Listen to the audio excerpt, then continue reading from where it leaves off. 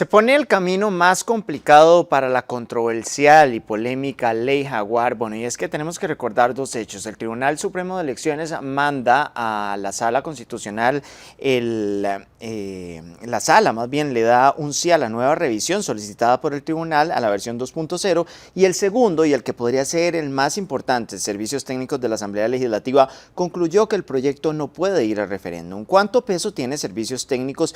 ¿Impide que los diputados voten sobre este proyecto? ¿Bloquea que a pesar de que alguna parte del pueblo quiera, se pueda votar? Abordamos el tema en compañía del abogado catedrático y también constitucionalista Pedro Chávez. Licenciado, gracias por acompañarnos. Un placer. Don Pedro, comencemos con este tema que hay que desmenuzarlo porque la Ley Jaguar ya es una ley, a veces tiende a ser un poquito compleja de entender y pesada, pero lo vamos a hacer de la manera más simple. Los costarricenses muchas veces no conocemos todo nuestro sistema. ¿Qué tanto peso tiene Servicios Técnicos en la Asamblea? Por cierto, ¿quiénes son? ¿Es una advertencia, un rotundo no para los diputados? No, no es un rotundo no. Tiene un buen peso. Y en el tema de las consultas correspondientes para efecto de un referendo, tiene un peso superior. Voy a explicar eso. En la tramitación normal de la Asamblea Legislativa, Servicios Técnicos es un órgano asesor, el cual puede los diputados hacer una aceptación total de lo que dice o apartarse del criterio. Pero en la práctica, ¿qué es lo que sucede? Cuando Servicios Técnicos dice, aquí puede haber una inconstitucionalidad o viola tales artículos de normas o hay incongruencia, eso da pie para que los diputados presenten una consulta de constitucionalidad. Ahí es donde primero se basa. Entonces sí tiene una importancia muy grande. ¿Y en qué sí es superior? Cuando cualquier de los proyectos que se consulta para un referendo va al tribunal, el Tribunal Supremo de Elecciones lo remite a Servicios Técnicos para que le ajuste la redacción, obligatoriamente tiene que ser aceptada, y la consecuencia de integridad de las normas constitucionales para que pueda publicarse. Don Pedro, el artículo de Servicios Técnicos que se advierte estaba en la primera versión. Ayer yo lo estaba revisando.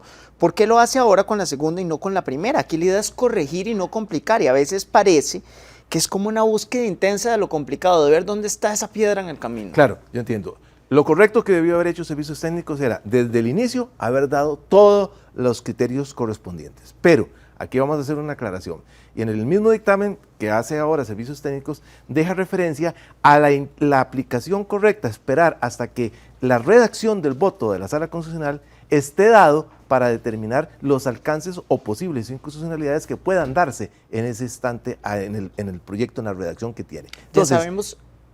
Entonces, sí es cierto que debió haberlo hecho desde el inicio, pero por prudencia, cuando ya hay una declaración de la Sala Constitucional de que es inconstitucional, hay que atenderla. Ya sabemos que hay que ver no solo el por tanto, sino también todo. Los considerandos, que son la sumamente redacción, importantes. ¿cómo es que sea? Ahora, ayer revisaba ese informe que da Servicios Técnicos, don Pedro. En el pie de página únicamente veo dos nombres de apellido: Solano Herrera y Fernando Campos. Lógicamente me imagino que tienen un equipo detrás, que el Departamento de Servicios Técnicos no va a ser solo dos personas, pero solo con esos dos criterios que son los que firman, porque yo le puedo decir, esto lo estuvimos de acuerdo, Paula Brenes, José Víquez y Fabiola Herra, pero firmo yo, al final yo soy el responsable. Solo con el criterio de dos personas ya se puede tomar una decisión de tal magnitud. No es solo con el criterio. Internamente, primero tengo que decir que Servicios Técnicos de la Asamblea es muy bueno.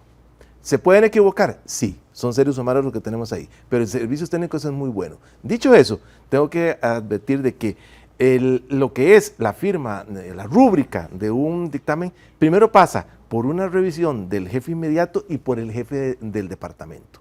Entonces, no es que solo dos personas lo toman, sino que hay todo un esquema posterior y uno anterior para poder tomar esa decisión y que ya salga dado el dictamen. O sea, yo creo que ahí sí faltó algo que es importante y usted lo da muy asertivamente. Desde el inicio se debió haber dicho y no se dijo.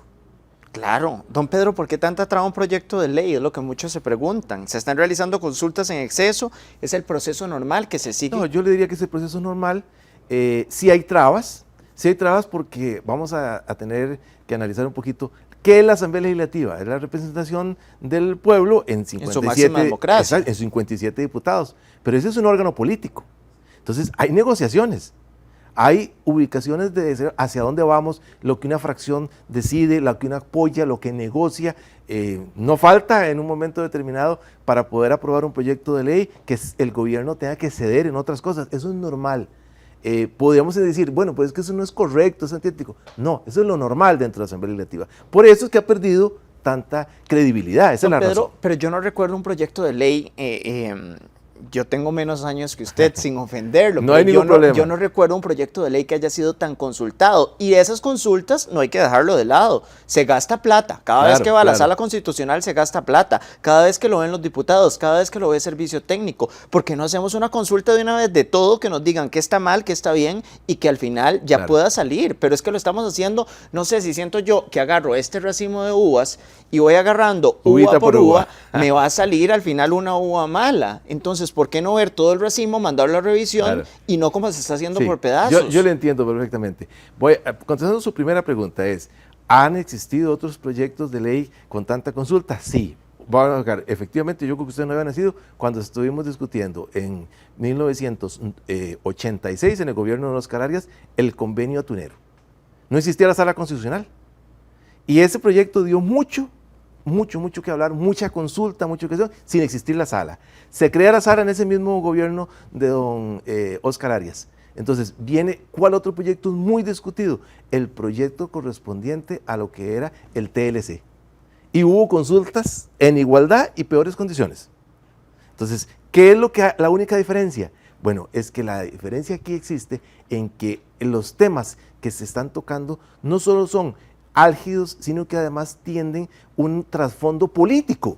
¿Por qué? Porque si usted analiza con cuidado lo que usted dijo la sala y lo que está diciendo servicios técnicos, lo que está manifestando es, mire, simple y sencillamente, nosotros podemos contratar libremente, tenemos una ley de contratación de obra pública, tenemos una ley de contratación administrativa y no nos la podemos saltar, y el proyecto lo que está diciendo es sálteselo. Entonces, cuando usted le deja tanta discrecionalidad a la administración pública, normalmente hay problemas. Normalmente hay situaciones que son meramente políticas y no tanto jurídicas. En la entrevista que le hace Michael Soto al presidente de la República, Rodrigo Chávez, dice una afirmación que a mi parecer es cierta. La Contraloría no tenía tanta visibilidad desde antes de la administración de Rodrigo Chávez Robles en el país. Toma una visibilidad grandísima y más con la ley Jaguar. Claro, por una razón, porque simple y sencillamente la Contraloría venía diciendo hágase tal cosa y se cumplía. ¿Cuándo es que hay visibilidad? Cuando la Contraloría dice, yo opino tal, y el Poder Ejecutivo dice, no, yo no opino igual. Ante esa divergencia ya el protagonismo es evidente. Y ahí efectivamente ha tenido mayor protagonismo la Contraloría, sí, bastante más. Yo le diría que mucho. Y efectivamente, ¿eso es bueno o es malo? Depende. Es bueno porque nos da un control efectivo que se puede dar. Es malo porque tampoco hay que abusar, tampoco hay que limitar el ejercicio. Entonces, en el equilibrio de esas dos potestades, pesos y contrapesos, que nos hablaba Montesquieu, simple y sencillamente está el buen gobierno.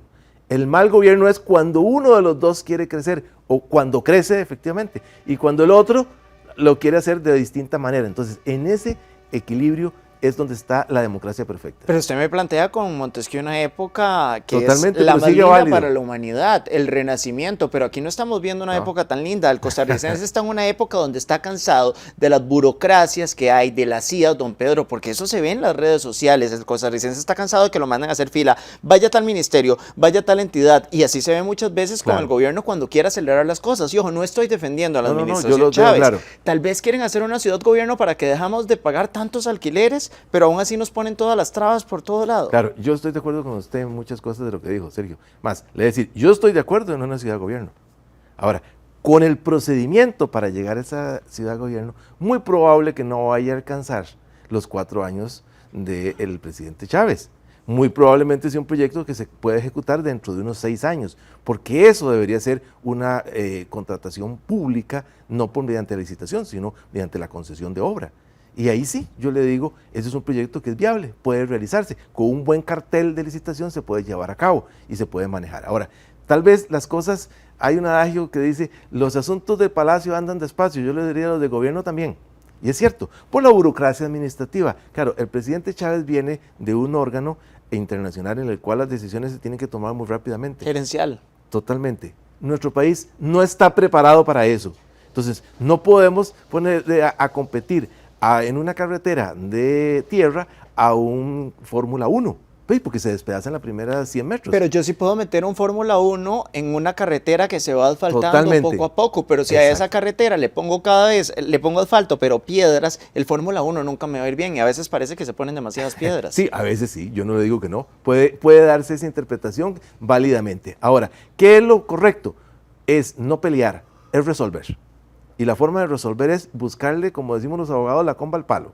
Es ver cuál es la forma que se puede ir haciendo, que no es tan fácil determinarla en este momento, no es sencillo, pero hay que sentarse a negociar, hay que sentarse a discutir para poder buscar la mejor solución lo más rápido posible. No sé si tuvo la oportunidad de ver al presidente Chávez en la entrevista con don Michael Soto, lo vi en un tono mucho más conciliador y analizando todas las situaciones, pero claramente se puede ver que un proyecto 3.0 sería muy complicado que entre aquí, gana el factor tiempo, una ley Jaguar 3.0. No, sí puede entrar y puede salir. Pero a votación inclusive en referendo. Incluso a votación al referendo, pero no en este gobierno, sería en el próximo. ¿Por qué? Porque los trámites ya entramos nosotros en la etapa que la próxima elección presidencial no pueden haber consultas sobre lo que es un referendo. Entonces, ahí puede quedar perfectamente listo, preparado para que en el próximo gobierno, sea el que sea, se haga. Ahora, eso no demerita el trabajo del presidente, no, eso no tiene que ver. En realidad lo importante aquí es no figurar las personas, es figurar el Estado costarricense. Como país tenemos esa responsabilidad. Entonces, el bien para el país es caminarlo hasta donde se dé. Sí puede quedar muy adelantado, Sergio, se lo digo sinceramente, habiendo voluntad. Y como bien lo dice, yo sí vi la entrevista, el señor presidente fue bastante más conciliador, no fue tan agresivo, tan de choque. Y eso también ayuda, porque entonces se bajan las aguas. Si todos vamos a la yugular, hay muertos. Pero si efectivamente podemos bajar la tensión, vamos a poder conciliar y encontrar puntos de conexión. Ayer veía comentarios de la entrevista y decían que por qué el periodista no fue tan confrontativo. Y yo creo que el periodismo no es solo confrontar, también es informar, Totalmente. buscar que el gobernante, ¿qué vamos a ganar con enojar al presidente? Nada. Lo mejor es que nos responda todo lo que queremos. Y yo creo que respondió alguna de las cosas. Lo hizo bastante bien, es decir, le digo sinceramente, siendo objetivo, esa entrevista me pareció muy ecuánime, muy conciliadora. Y efectivamente el papel de los medios de comunicación, que ya lo habíamos comentado hace aproximadamente un mes, aquí precisamente el papel de los medios de comunicación, la responsabilidad social que tienen los medios de comunicación, que funcionan precisamente con una concesión del Estado, no es hacer llamas, es precisamente informar correctamente y conciliar para que haya menos conflictos y más desarrollo. Planteemos los dos escenarios, don Pedro. Está servicios técnicos de la Asamblea Legislativa con un criterio que no es vinculante y también está la Sala Constitucional. Si alguno de los dos, si la Sala Constitucional dijera que no hay vicios de constitucionalidad, de inconstitucionalidad en el proyecto de ley 2.0, ¿sí se podría ir a referéndum? Sí, claro. Perfectamente. ¿Y qué pasa con servicios técnicos? ¿Queda anulado ese criterio? Queda fuera de ese criterio, porque ya la sala, que tiene una jerarquía superior, le viene y le da el respaldo, el visto bueno, para que me entiendan. Ahora, seamos sinceros también, si servicios técnicos lo está diciendo, a pesar de que no es vinculante, la sala sí puede observar todo lo que esté diciendo. Por supuesto, lo va a observar. Y cuando le hagan la consulta, lo que le van a decir, vea, servicios técnicos dijo A, B, C, D. Yo recuerdo haberme encontrado en el departamento de archivo de la Asamblea Legislativa al ex magistrado Pisa revisando el tema de votación de los criterios de servicio técnico para determinar si una ley era constitucional o no. Yo lo vi, eso nadie me lo contó. Yo estaba ahí cuando en ese momento el licenciado Rodolfo Pisa, ex magistrado de la Sala Constitucional, ahí estaba revisando. Entonces sí toma cuenta, mucho. Aquí a mí también me queda un tema mucho en duda, don Pedro. Los diputados están para ver las leyes, para ver la constitucionalidad también, pero ¿están lo suficientemente preparados para ver la constitucionalidad de un proyecto? Es que para eso les pagamos esa millonada de plata. No están preparados porque ellos son... Entonces, ¿para qué están allí? No, porque tienen un ente asesor que se llama Servicios Técnicos, que es el que les hace esa revisión y ese trabajo. Pero no deberían encargarse ellos más bien con el platal, casi 4 millones, don Pedro. Yo le diría que no, porque no les alcanza el tiempo para poderlo hacer, sinceramente. Parece que... Ay, pero yo veo hasta diputadas comiendo comida rápida en las comisiones legislativas, las veo pidiendo papas y mayonesa, ¿cómo no les va a alcanzar el tiempo? No, precisamente lo están pidiendo porque no les alcanza el tiempo, no pueden salir a almorzar. Esa es precisamente la razón correspondiente. Entonces yo sí le digo, vea, una cosa es, como dice otro adagio costarricense, a mí me gusta sacarlo, una cosa es verla venir, otra cosa es bailar con ella. Una cosa es estar trabajando ya en la Asamblea Legislativa y viendo el día a día, la mecánica y siendo diputado. A los diputados a veces no les alcanza el tiempo y no es que estén vagueando, algunos sí, otros les pasa el alma por el cuerpo sin hacer nada. Con papas pero y mayonesa. un diputado haciendo su trabajo, y ahí entonces la responsabilidad de quién es, de nosotros, los electores, que a la hora de decidir no debemos de votar por una papeleta porque es de tal color y yo voto parejo. No, señor. La razón de esa análisis que nosotros tenemos que hacer es determinar quién es el mejor para ese puesto. Y lo que dicen, quebrar el voto, sí, quiebrelo porque a usted sé que lo va a representar. Y ahora, exigimos nosotros a nuestros diputados que hemos elegido que cumplan ese trabajo, tampoco lo hacemos. ¿Pero cómo lo hacemos? Nosotros lo podemos hacer llamando precisamente las fuerzas vivas de la comunidad, las asociaciones de desarrollo comunal, los colegios profesionales, los candidatos van a los colegios profesionales a votar. ¿Quién? Yo soy abogado. Y el colegio ha llamado a cuentas a algún diputado porque lo que le prometió, lo que le dijo, lo está incumpliendo. Nunca. Y los colegios profesionales tampoco. Pero pídale una cita a un diputado para que vea lo difícil que Yo es. le llamo a Canal 8 y le pido públicamente la cita. Verá el diputado aquí sentado. ¿Por qué? Porque precisamente es parte del trabajo de los medios de comunicación, el poder, el acceso de lo que es imposible para un ciudadano común y corriente o para un gremio, sentarlo, porque si usted comienza a citar para el diputado tal, para el próximo lunes, martes, miércoles, mire, el jueves ya está aquí sentado, Don por más Pedro, que lo quiera. Sinceramente lo reto con ese tema, porque a veces, vea, yo Hagámoslo. agarro el celular y los llamo, puedo decirle que son muy poquitos. Pilar Cisneros Gallo, que le debo reconocer que siempre contesta el teléfono cuando uno la llama, pero el resto son asesores de asesores y no quieren dar la cara, solo muchas veces con temas que les gusta, pero con otros temas como que se quitan. Hay que ir a hacerles el fijo a la Asamblea Legislativa. Exactamente. Ustedes tienen un periodista que está en la barra de periodismo que tiene acceso a los diputados. Confróntelo y pídele, entréguele por escrito la comunicación, grábelo cuando se le está pidiendo. El que le dice no, el asistente que le dice no se lo puedo pasar, grábelo y lo ponemos aquí. Y usted verá que ese diputado o diputados estarán aquí. Vamos a ver, porque eso cuesta Hagámoslo. a veces bastante. Don Pedro, ¿queda algún portillo para que sí se haga este referéndum? Hablemos de la pirámide de Kelsen y expliquémosle a la gente lo que es la pirámide de Kelsen. Existen los convenios internacionales, después vienen la constitución política. No sé si estoy equivocado con la pirámide de Kelsen, pero usted me puede corregir. Pero si ya se dice por todos los mecanismos nacionales que no se puede hacer, una corte internacional podría decir que sí. Bueno, voy a explicar primero con su pregunta, ¿qué es la pirámide de Kelsen? La pirámide de Kelsen es, nosotros tenemos en la base, si esto es una pirámide, en la base tenemos los actos administrativos y contratos, seguimos para arriba, tenemos los reglamentos, más arriba tenemos las leyes comunes, después de encima de ellas tenemos las leyes de orden público que tienen un privilegio, después están los tratados internacionales debidamente aprobados y ratificados por la Asamblea Legislativa, tenemos la Constitución Política y más arriba, dice Kelsen, tenemos lo que se llama la norma hipotética fundamental, que es precisamente la razón de ser social que tiene en un momento determinado un gobierno, un Estado, y nosotros tenemos que regirla. Entonces, bajo esa pirámide kelseniana, nosotros tenemos que decir que si se está violando en un momento determinado los procedimientos y los derechos fundamentales, ya no humanos, hablemos de fundamentales, no voy a entrar a discutir ese tema aquí porque nos lleva hasta las 10 de la mañana, pero si hay una violación, ¿por qué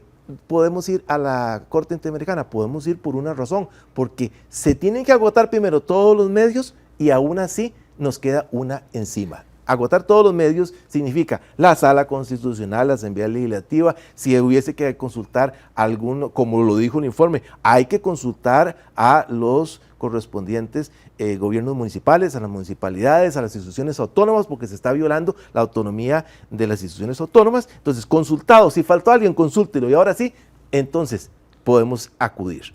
Pero si no, el gobierno tiene otra opción, que es la consulta que puede hacer precisamente que el gobierno de don Carlos Alvarado lo utilizó correctamente, y es como órgano parte puedo consultar a la Corte un determinado tema. ¿Dará este tema? Mire, yo respetuosamente digo, yo creo que no. Ese no es un tema de derechos humanos fundamentales que se está dando ahí. ¿Por qué? Porque hay toda una serie de leyes que permiten el acceso y que limitan el acceso, habiendo pasado por Estado soberano de la Asamblea Legislativa que dice hay temas que no pueden ser analizados y tomados por un acto de consulta constitucional, un referendo, no los impuestos, y por eso en la parte económica de financiación no puede consultarse porque está vedado esa posibilidad. Ahora, si el pueblo quiere un referéndum, don Pedro, ¿se puede hacer sí o no? Solo respóndame eso. Si el pueblo quiere un referéndum y están de acuerdo, ¿se puede hacer ese referéndum sí o no? En estas condiciones, ¿cómo está? Se puede, si un ciudadano quiere hacer un referéndum, si la mayoría del pueblo quiere votar, ¿se podría hacer sí o no? Si No cumple hablo con de ley los jaguar, requisitos, si cumple con los requisitos, sí. pero esos requisitos a veces más bien no me voy a ir ante lo que no es democrático, pero no es que ponen 1000 peros para llegar a un referéndum. Es muy difícil, cuesta mucho. Además, le voy a decir, yo participé en la recolección de firmas para consultar una asamblea constituyente. ¿A dónde acabó ya con las fórmulas, recogiendo las fórmulas, habiendo pasado por todo el procedimiento, presentaron una acción de inconstitucionalidad de que tiene que ser primero aprobado por la Asamblea Legislativa y la Sala Constitucional dijo que sí y hasta ahí murió la posible reforma a la Constitución. Fue en el 2018. Bueno, tenemos 11 intentos de referéndum ¿Sí? que no se ha No se ha llegado. llegado. Aquí hay que ver la Constitución que establece 6 meses antes de una elección que no se puede convocar a referéndum. Prácticamente se está agotando el tiempo. Yo le diría que sí. Por eso le digo, sí que puede quedar preparado, pero para el siguiente gobierno, la correspondiente consulta, que el presidente que llegue tendrá que llevársela a cabo. Ahora, es que se lleva el triunfo ese presidente. No. Aquí el que se lleva el triunfo es el país, si la decisión es que lo hagamos y lo hagamos correcto. Entonces, ahí los egos tenemos que bajarlos, todos, costarricenses, el Poder Ejecutivo, el Poder Judicial, la Asamblea Legislativa. Cuando hay una decisión de conveniencia, sí hay que hacerlo. Repito, yo, por ejemplo, coincido en el tema de la ciudad-estado. Cuando he ejercido la función pública o estando en alguna institución del Estado, siempre he tratado de conseguir esa situación de que el Estado tenga sus propios bienes y no alquile. Estando en la Junta Administrativa del Registro Nacional, fui de esa tesis y de esa línea. A veces es interno, a veces la gente no cree, prefiere que seguir a como estamos. ¿Por qué? Porque adquirir bienes y construir significa un gran trabajo para los jerarcas. Don Pedro, para ir finalizando, quedan dos vertientes. Que los diputados le den un sí, que ahora está con el criterio de servicios técnicos en contra, o que el tribunal le dé el sí. Esas son las dos posibilidades que tenemos. Y la sala le da el sí. O sea, La sala constitucional se lo puede dar. Y es más, le voy a decir, ¿usted cree que eso lo dé? podría darle a algunos artículos, pero no a todos. Porque, por ejemplo, el tema de la parte correspondiente a lo que es el financiamiento que se pretende para Habdeba no se lo va a dar porque está vedado expresamente. Los otros sí se podría dar siempre y cuando se entienda un manejo restrictivo y una aplicación correcta. Es que tampoco vea, a cómo está estructurado ese proyecto de Habdeba, es yo no contrato con la ley de contratación administrativa, yo no contrato con la ley de concesión de obra pública y ahí tengo un sistemita en el cual por conveniencia lo puedo manejar. ¿A qué suena eso? Bueno, es que ¿Usted cada me lo va a quien con decir? su interpretación. Exactamente. Entonces muchos interpretan que es la única forma de salir, pero otros interpretan, quién sabe qué compadre hablado tengo. Entonces, para eso, lo que hay que tener son las reglas claras, que eso es lo que dan precisamente estos procedimientos. Ahora, ¿por qué cuesta tanto el ponernos de acuerdo, don Pedro? ¿No es más fácil realizar un proyecto específico? Por ejemplo, realizar un proyecto de ciudad-gobierno, una complicación contra el Ejecutivo por parte de todos los poderes. Yo le voy a decir que cuesta mucho porque ahí somos seres humanos los que estamos y los egos son muy fuertes y cuesta mucho. Pero los egos tienen que ayudar al Claro, ciudadano. por supuesto, totalmente de acuerdo. Vea, cuando realmente se quiere hacer un proyecto nacional, se hace. Costa Rica ha sido un buen ejemplo. ¿Cómo tuvimos nosotros la primera planta eléctrica del país, que es la que está en la Garita de Alajuela? ¿O el TLC? O el TLC, negociando, sentándonos a ver qué era lo mejor, diciendo, usted puede opinar de que no, yo puedo opinar que sí, pero planteémoslo para que se consulte. Claramente hemos visto cambios de opinión. En la entrevista que tuvimos aquí al presidente se le pregunta sobre el tema de seguridad. Al principio dice que no, me parece que hubo un cambio de opinión después de esa entrevista y lo vemos presente en la reunión de seguridad con los presidentes supremos, con don Orlando y con don Rodrigo. En este caso todos podrían cambiar de opinión, pero no solo poner piedras en el camino. Totalmente de acuerdo, conciliar es lo mejor, pero realmente se está buscando un acercamiento para conciliar. Yo no veo a nadie haciendo ese esfuerzo, pero si lo hacen, bienvenido sea. Tendrán el apoyo de todos los costarricenses, se lo puedo asegurar, de todos. Porque el tico aunque digan lo que digan, que mucha violencia, no, el tico no le gusta tanto los problemas. Preferimos la paz y la tranquilidad. Y eso nos ha caracterizado históricamente, pero no es echando leña al fuego, atizándolo, como nosotros vamos a lograr ese proyecto. Lo podemos lograr, sí, ese y todos los que nos propongamos, como nos hemos propuesto esa planta hidroeléctrica que le hicimos al inicio, como va a haber puesto la electricidad en todo el país con el ICE. Pero vea usted, por ejemplo, que ¿por qué el ICE no hace lo que quieren hacer con Habdeba? Si el ICE tiene la capacidad para hacerlo. Ah, no, busquemos un tercero. Bueno, nos quedaríamos hasta las 10 de la mañana aquí, don Pedro, que no coman muchas papas con mayonesa y salsa en las comisiones y que se avancen en toda la materia de leyes en el país y también no tanto pleito del Poder Ejecutivo. Pero véalo de la otra forma, que no salgan a comer a un restaurante, sino que coman trabajando. Sí, pero no Más papas ejecutivo. con mayonesa porque vieras cómo huelen esas salas a un restaurante de comida rápida que no le voy a decir. Muchísimas gracias, don Un Pedro, placer. por explicarnos todo Para este tema. servirle. Continuamos con más. Mi querida Fabiola Herrera, ¿a ella le gustan las papas con mayonesa y salsa? Adelante. Claro, ya